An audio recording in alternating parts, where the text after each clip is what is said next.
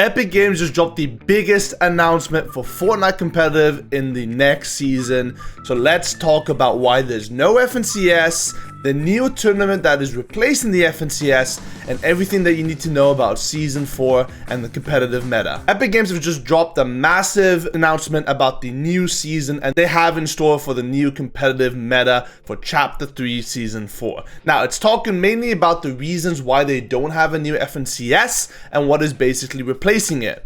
Starting off with the new Divisional Cups. Now, Fortnite is offering a brand new series of duo competitions called the Fortnite Divisional Cups. Now, there's a lot of new things in this, so let's break it down one by one, explain what exactly it is, how you can qualify, and what you need to be focusing on. So the Divisional Cup is basically a 7-week series that is replacing the FNCS in the next season. Now, why have they done this? Well, the next season is seemingly going to be a very short one. According to many sources, the season ends at December 6th to 10th, somewhere around that area. So we have essentially a 7 to 8, maybe 9-week season in total here. So there's not enough room to actually host a legitimate FNCS in this season. So with the Invitational as well in November, Epic have decided to replace the FNCS with a new cup called the Divisional Cup. Now, the Divisional Cup starts off like this. You have your standard arena game mode, where you need to get contender division at the start of the season. Now, there will not be a preseason at the start of the season, meaning you can immediately jump into arena and play the game in order to get towards contender division. Now, contenders division is very easy. It's not going to be a massive hassle for all of us. So this will be a very, very low tiered entry tournament, meaning that a lot of people in this are going to be really, really bad. The first tournament then starts on the 24th of September, and that is called the Placement Cup. Now, this Placement Cup will only happen once in this season, and it's probably the most important cup that you need to be playing in order to earn and do well in this season. From the Placement Cup, you have two different splits in terms of placement. You have the Elite Cup, and then you have the Challenger Cup, and also the Contender Cup a little bit below. In order to qualify for the Elite Cup in Europe, you need to place top 200 in the Placement Cup. In order to place in the Challenger Cup in Europe, you need to place between 201st and 1200th on the leaderboard in order to make it into Challenger. So we have 200 people, so the top 200 duos in the Placement Cup are making it into the Elite Cup. The 1,000 people after those top 200 make it into the Challenger Cup, and everybody else will make it into the Contenders Cup. Now, those 200 players that qualified, they will play the Elite Cup now. Now, the Elite Cup will be, again, a 200 duo tournament, and then there's going to be another day of it, which is, again, a 230 player tournament. Now, the way this works is you have Elite Cup 1 and Elite Cup 2 on 1 week. Your score on each one of these days are combined, and then the leaderboard is posted then. If your score from day 1 plus day 2 will place you on the leaderboard, and you have to qualify within the top 50 duos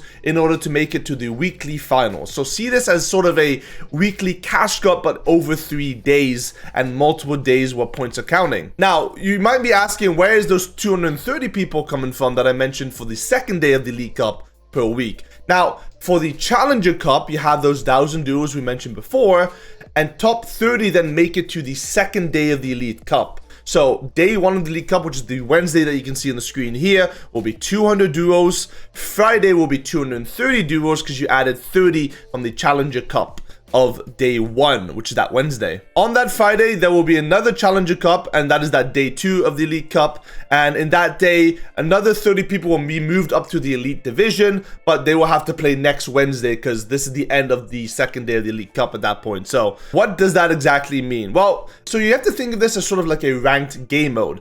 Elite is basically the top tier players and duos of EU or NAEAST or your respective region. You cannot demote from Elite Division, meaning that all those 200 people that qualified from the Placement Cup will stay in there for the rest of the season, which is why it's super, super important for you to qualify that first week, because otherwise you're going to have to be fighting away from the bottom in order to make it into Elite, essentially. Now, that is how Elite and Challenger Cups work. Now, the Contender Cup is one division below that, and that is everyone else that didn't place inside of the top 1200 in the Placement Cup will be placed in the Contender Cup, or if you didn't play the Placement Cup, all you have to do is be Contender Division in order to qualify. The Contender Cup will qualify 150 teams from Contender into the Challenger Division in the first day of this tournament, and then the second day it will be again another 150. So this is how it basically works.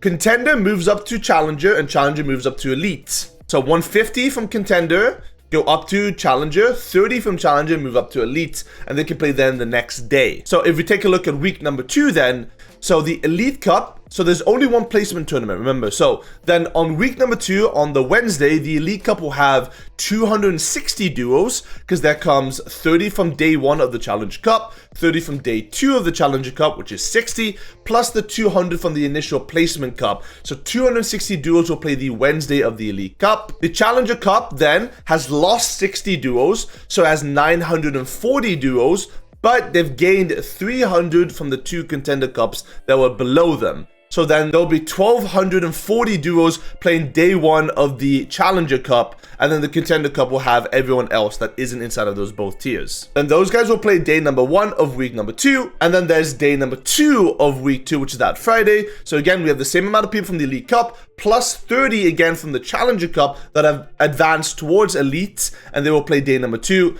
Those 2 days are combined of the Elite Cup 1 and Elite Cup 2, and then you're making it to the Elite Cup weekly final. Your points for the Challenger Cup will not count towards your points for the Elite Cup. They are separate tournaments. So essentially, if you qualify day 1, so that Wednesday of the Challenger Cup to Elite, you're basically at a disadvantage. You probably won't qualify to the weekly final. Now, inside of these weekly cup finals, every top region will have top 40 being paid in a prize-winning position. Now, this is a massive change because basically all of the smaller regions will be able to make money at a top 40 team level, which is huge for regions like OCE, Middle East, Asia, because all these regions are very prone to griefing when it comes to those finals lobbies, because essentially they get paid like top 10 or top 5 in the smaller regions. So this is a huge change for these regions. Now, the biggest question is, what will the prize pool be, and what will they be focusing on for the bigger regions as well in terms of prize pool? Are they going to take the FNCS prize pool, put them into these divisional cups?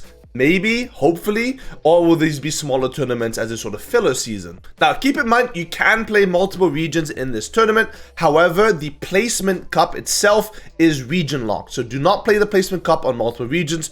Only play on the main region that you are playing in.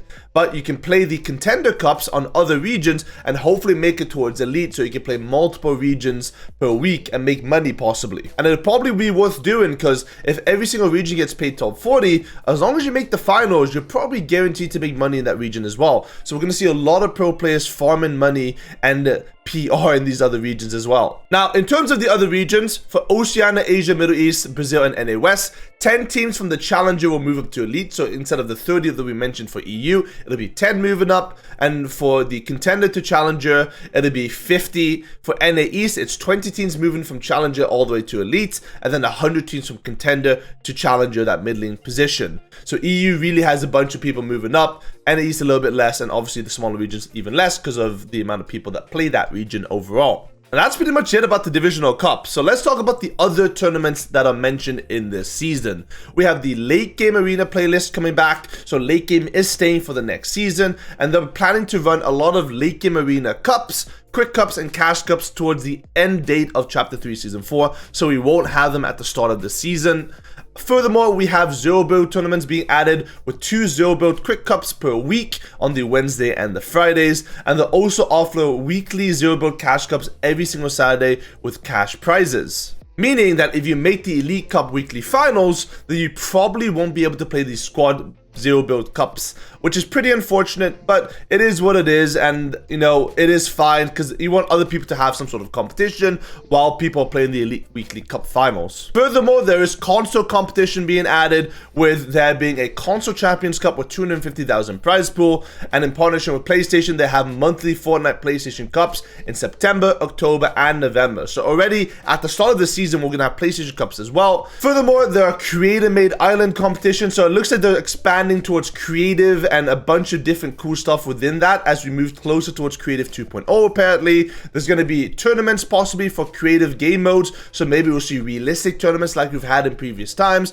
or other sort of creator-made tournaments in Creative Islands, which should be pretty cool to fill out the rest of the season.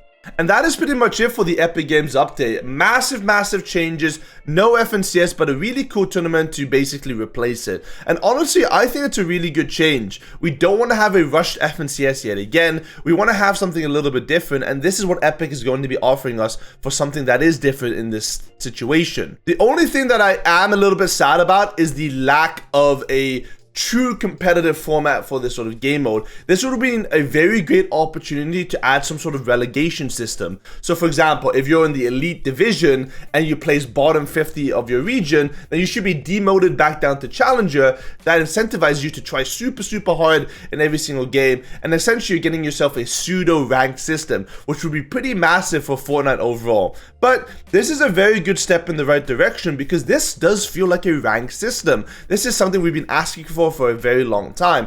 It is going to make Arena basically useless because all you have to get is Contenders Division, but in terms of a ranked system, this feels pretty close to it. So hopefully this is maybe sort of a test for the future, for them to add some sort of ranked system, or maybe to add relegation to the future into the system as well, and then we'll have this alongside the FNCS in the future, which makes me pretty excited. And that's pretty much it. Thank you guys so much for watching. If you haven't already, make sure you subscribe and give this video a thumbs up. I'm hosting a 1v1 tournament today with all of the pro players in EU to find out who the best fighter in Europe is, live on my Twitch channel, twitch.tv/CoachBoop. So if you want to watch that and see who the best fighter in Europe is, then check it out. Have yourself a good rest of your day. Goodbye.